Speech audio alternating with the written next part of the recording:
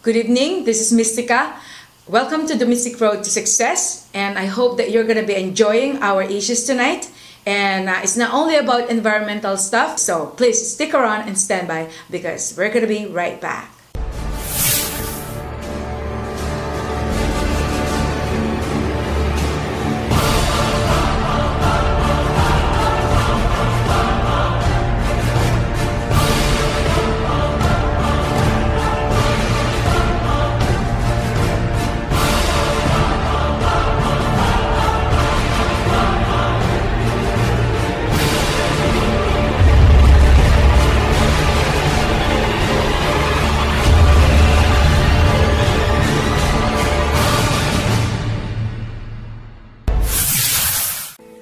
Mga kapatid, siguro nagtataka kayo kung bakit. Kung minsan may mga pangyayari sa nakalipas na hindi natin mga inaasahan. Pero hindi na po iyon ang importante. Ang importante mga kaibigan ay kung ano ngayon, kung ano ang dapat mong gawin ngayon, at kung ano ang kinabukasan. Kung minsan hindi natin inaalala na mas mahalaga pa po kung ano yung kinabukasan kung saan tayo pupunta. Because alam ng lahat na there's always gonna be a second level of our lives. Ngayon hindi natin alam kung mamaya nandyan tayo. Ang saya-saya. Ginagawa natin kung ano yung ginagawa natin araw-araw. Pero bigla na lang may humantong na aksidente o kaya kung iba't-iba kung ano yung dumarating na iba't ibang incident sa ating buhay. Hindi natin alam na yun na pala ang katapusan ng yugto ng ating buhay dito sa mundo. Meron pa rin nakalaan na eternal life para sa atin, mga kaibigan. At ito yung tinatawag na it's either sa heaven o kaya sa hell. Ngayon, matanong ko nga, saan ang gusto niyo? Kung doon naman sa impyerno, ang mas pipiliin natin, mga kaibigan, all you have to do is to watch what's happening. Hindi ko akalain na after all kung ano yung mga nangyari for the past, magmula sa mga panaginip, magmula sa mga totoong pangyayari na pala, and then all of a sudden, biglang nakikita ko na pala na ang dami na palang nangyayari na hindi natin alam. Punta lang kayo sa YouTube. Search about heaven and hell. Marami kayong mapapag-aralan doon, mga kaibigan. At doon niya mumulat na, my God, ito na pala ang katotohanan. Mga kaibigan, alam niyo po ba kung anong nangyari kung bakit po ako tuloy napunta na po ako dito sa Seventh-day Adventist. Bumalik po ako sa dati kong tahanan.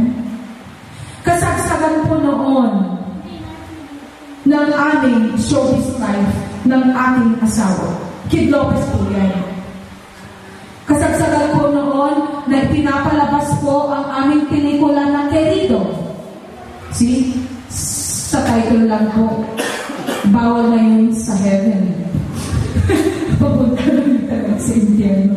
Dahil akala ko, ang tinatangkilig ngayon ay mga film na mga bold films, mga sexy films. Dahil sabi ko, usok-usok na yung mga bold films. Patangkilig ng mga bakla.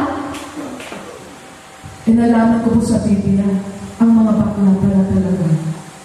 Alam niyo na po kung anong ibig sabihin. Bakit sila ang entertaining namin? Hanggang sa dumating na po yung panahon na nalaginip po ako. Nung una, mga nakaputi. Pagtingin ko po ganoon habang ako'y nakahiga, nakaganoon po sila sa akin, yung para bang kinukuha. Nakulang na lang na ibigay ko yung aking kamay. But I wasn't sure at that moment. Baka mamaya nagbabaka. Ano yun? Nagbabalat kayo. Nagbabalat. Kayo lang po yung mga nakaputing niyo. Baka mamaya nakaputi lang mga yun, pero hindi ko alam kung saan pala ako dadalhin. Pinaglaban ko po na ako'y huminga. Pinaglaban ko po na ako'y magising. Pero hindi ko po binigyan ng pansin po yung unang panaginip po ngayon. Tinatawag na batiba. Diba? Batiba. Ang ibig sabihin sa Tagalog? Bangungot. Sa English, nightmare. Hindi ko po pinansin yun. Sige lang, shooting pa kami ako ng isang malaking butas na napakalalim, napakadilim. Ano po ibig sabihin nun? Yun din po. Pinaglaban ko pa yung sarili ko na mag-isip at that moment. And thank God, nag-isip po ako. And then, naisipan ko, may mga YouTube, diba? May mga videos. Tapos internet, napakahalaga po ng internet. Dahil every time na kailangan ko kasputan, mag-search lang po ako, Heaven and Hell. Habang nakabukas po yung volume ko, at pinapanood po namin ng asawa ko about Heaven and Hell, parang kumokontra po yung isang bombilya. Every time na nilalakasan ko po, nagpipring-pring-pring din po yun, na parang kumokontra. Sabi ko, ano kayo ibig sabihin? Hanggang sa dumating po yung pangatlong panaginip, eto na po. Isang maliit po na bata, nakahubad. Nasa labas po ako. Bigla ko lumingon sa tabi ko, nakahubad na bata. Pagkatapos, itinuloy yung langit. Pagtul sa langit, nagpakita po ang tul sa langit. Bumulang tapos sa akin, pagkatapos biglang sumabog. Kung ano po yung takot ko lagi, sa kulang at kidlat, wala pong katumbas yung takot na nadarama ko at that time, na talagang nung sumabog na po yung tul talaga, Lord! Lord! Hindi ko na po ipakita yung mukha. Hindi ko na po naipakita yung mukha ko. At nagkataon po na talagang timing, itong asawa ko, tumawag po from the gym. Hindi naman po siya tumatawag sa akin every time na nasa gym po siya. Busy siya sa pag-gym. At that time, narinig na, ano nangyayari sa'yo? Parang hindi ko makahinga. Ano ba iniiyakan mo? Sabi ko, umuwi ka na ngayon din. Umuwi ka na ngayon. May nangyayari sa akin, hindi ko alam. Umuwi ka na ngayon din. Parang isang jet, may dumating po siya. Hindi o kalay, ganun kabilis. Mamay-maya. Ikinuwento ko po sa kanya mga kaibigan ko ano nangyari sa akin. At habang ikinuwento ko about sa bata, at pagturo ko na, yung bata biglang tinuloy na ito! Biglang sumabog po yung bombilya. Ano ang ibig sabihin nun? Dahil sa reaction ko na nakita din po niya at hindi ko talaga mai-explain ng maigi. Dahil it takes one person na mismo sinapian din po ng magandang espiritu from the Lord ang makakaintindi lang po nito. Dahil po sa panaginip po ngayon, nalaman din po namin sa kapitbahay, sinabi po ng isang security na yung kapitbahay po namin na lagi kong kinaiinisan every time narinig ko yung sabi ko, ang yabang naman yan. Nabangungot pala. Namatay. Pinaumagahan. So, sa feeling ko mga kaibigan, paano nga po pala kung ako ay naging katulad na nung gabing yun, yung truth na nagpakita sa akin. And that's the end of my life. So, hindi na po ako nagdalawang isip. Sabi ko, siya nga pala, sabi ni nanay, sabi ng kuya ko noon, meron daw, sabi niya, Adventist Church dito. Please lang, hanapin mo. Pinahanap ko po sa asawa ko. Of course, that night, tulog na po sila, close na lang. So, ngayon sabi ko, kinamagahan. Sabi ko, yun ang unahin mo. Mas mahalaga ito. Bago mahuli ang lahat. Baka mamaya, pag dinulit, wala na ako. Ayun. Umaga, mga ipokla. Pumunta na po siya. Tapos mamaya-maya, nakuha yung number. Nakausap ko po mismo yung Miss Ellen Ho. Siya po mismo yung may-ari ng bahay. Sabi ko, sister, alam mo sister, gusto ko na po talagang pasensya ni sister kung dati-rati sinasabi ng kuya ko at saka dati-rati sinasabi ng nanay ko na kung pwede lang pumunta po kayo sa akin nung nandun pa ako sa North Susana, yung kabilang village. And that was years and years ago. Every time sinasabi po ako ng nanay ko, nagpunta ka daw para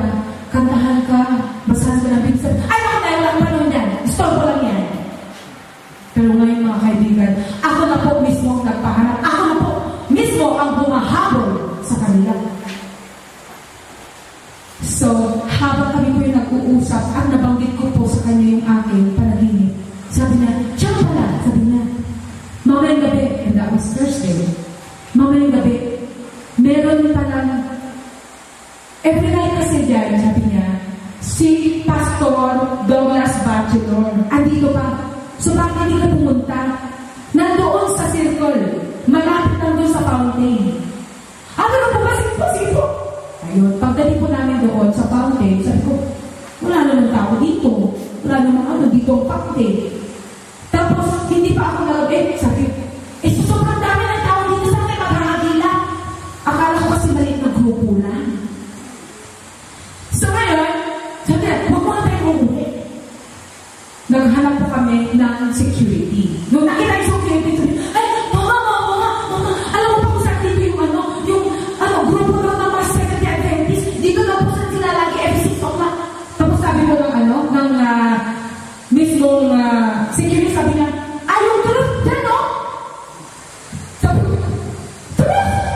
Sabi, tulog! Dali. My goodness. Talagang tumakbo po kami para makita po yung sinasabing truth. Sabi ko, palagyan mo yung truth. Tumakbo po kami. Andun yung isang fountain. Ang laki palang audience, ang laki ng stage. Ang laki nakakakita, nakalagay po sa stage, The Bible of Truth. My goodness, sabi ko, ano ang ibig sabihin ng truth na yun? That was a sign to go back to the whole truth. Kaya nandito po ako ngayon mga kaibigan. Unfortunately, every time po na ikinukwento ko po, tuwing kinukunan po ako ng statement, it's very sad na every time na iniistorya ko po itong testimonial na to, na napakahalaga po sa akin, na sana malaman po ng buong madla, sa buong mundo, dinidilit po nila. Ine-edit po nila. Kaya na-realize ko, noong kapanahunan ko po sa showbiz, kung meron po akong issue na talagang controversial, masama, pinagpipistahan po nila. Pero ngayon po, na meron akong napakahalagang testimonial na i-share sa kanila, ni isa wala pong gustong makinig. Ni isa na wala pong gustong mailagay sa TV kung ano po ang testimonial na yun. Kaya nagpapasalamat po ako mga kaibigan. Sa panahon ito, pinagbigyan po ako na ibigay po itong testimonial na ito. Akala ko noong tayo, brother, elder natin, di ba last time, di ba sabi ko, brother, sabi ko, ang sasabihin mo po ay testimonial, akala ko, sapat na po yun. Napagbibigay ko po ng isang testimonial. Mga kaibigan, kung minsan, it takes a pet or a dog to teach someone a lesson. Mga kaibigan, ang aso ko po, na iniingatan ko, na itinuring ko po parang anak ko magmula ng bata pa siya kasi magmula ng binigay po sa akin, ayaw po niyang kumain, ayaw po niyang uminom ng gatas, ayaw po niyang uminom. Pero I did everything para mabuhay ko po siya. So pamamagitan po ng pag-aruga ko, bumili po ako ng isang bed ng aso sa tabi ko. Inaantay ko na lang po na matulog. At every time na nakikita ko na agad ang mga gumaganon, that's the time po na ibinibigay ko yung mamador, yung dede niya. At sa pamamagitan kong yun, nabuhay ko po yung aso kong yun. So ngayon po, itong pag-alis po namin, papunta po dito, nalaman po namin na bawal pala na mag-alaga ng aso doon sa lilipatan namin. I didn't have any choice but to give my dog away. Iniwanan po namin.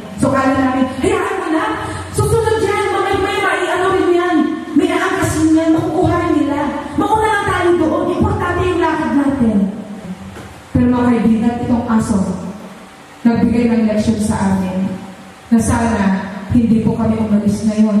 Dahil mismo yung aso ko po, ayaw din po umalis. Mismo nakiusap po kami sa pamilya nito, tutal, nag-alaga po sila ng isang linggo po noong umalis po kami nung first time po kami pumunta dito. So siguro makikilala niya sila. Pero never po siyang sumunod kahit sino. So kinakailangan po kami bumalik dahil nag-round trip na po kami mga kaibigan. Alang-alang lang po sa aso ko, bumalik po kami. Dahil sabi ko, kung sakaling ayaw niya na sumunod kahit sino sa kanila, dahil every time daw na may lumalapit, so of course, natatakot sila dahil baka mamaya bigla silang makagat. Pagpunta po namin ang asawa ko, kailan may hindi po siya nag-second thought. Nung sinabi ko po, ako ang bubuhat sa kanya at yung isa naman ang asawa ko. So yung aso na ayaw po na magtiwala kahit kanino man, I learned a lesson from him. Nakatulad natin, we can only serve and trust and obey one master in our lives. At yun po ang natutunan ko sa aking aso. He can only serve, trust, and obey me. Katulad nung kinakanta po namin kanina, trust and obey. Ako. So ngayon mga kaibigan, sa lahat po ng mga siguro nagpanggap na, ako si Kristo, ako dito kasasan, na-realize ko po na parang yung aso ko, I can only serve, trust, and obey one God, and that is Jesus Christ. Amen. The most special way to show na talagang you're doing something is to God. Kasi siya yung number one na dapat natin i-please. Kasi siya po yung nagbigay sa atin ng lakas, nagbigay po sa atin ng talino, nagbigay po sa atin ng talento. So, dapat siya po ang number one natin i-please. So, isipin natin, bago natin gawin ang isang bagay, isipin natin, am I doing the right thing here? Of course, nasa Biblia, God said, I only go with the holy people. Ibig sabihin mga kaibigan, kung darating na pala yung panahon na ang Lord ay ibibigay na niya yung judgment day, pagkatapos sinabi niya na I'm only going to get those holy people. So magmula ngayon, mag-isip-isip ka na. Kasi hindi mo alam na right at this moment, you're already on that way. It's either to heaven or hell. Tapos bigla ka na lang nabangga, bigla ka na lang binaril, bigla ka na lang na-aksidente, or whatever. Pagkatapos, it's too late to repent. It's too late to ask for forgiveness. It's too late to forgive kung sino man yung mga kailangan niya i-forgive mo. Okay? It's too late to ask forgiveness doon sa mga taong sinaktan mo, ang mga feelings nila. And most especially, it's too late to ask forgiveness from God.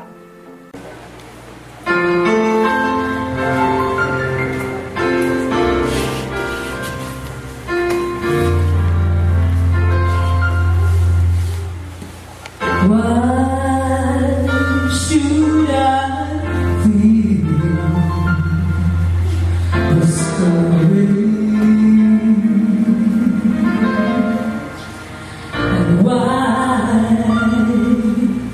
Jesus